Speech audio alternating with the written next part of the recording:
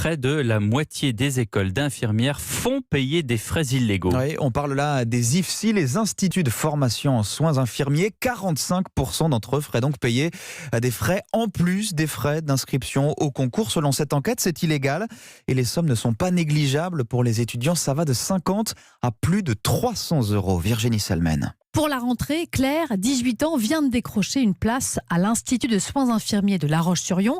Elle avait bien regardé sur Parcoursup. Il était clairement inscrit 175 euros de frais d'inscription. Mais la facture s'est vite alourdie. Donc ils m'ont demandé de payer une attestation de formation pour les premiers secours de 200 euros en plus.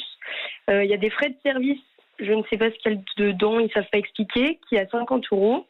Et on a les tenues professionnelles qui sont censées être financées par l'Institut de formation à 85 euros. Enfin, si vous voulez, ça revient à très très cher. Total, 335 euros de frais supplémentaires illégaux, affirment les avocats du syndicat des étudiants infirmiers, la FNESI.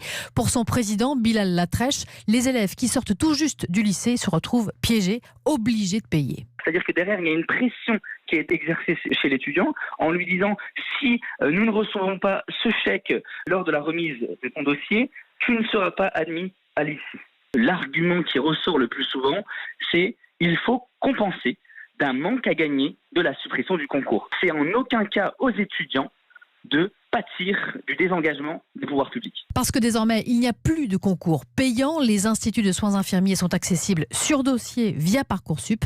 Le syndicat appelle les étudiants à ne pas régler ces frais supplémentaires. Virginie Salmen, spécialiste éducation d'Europe 1.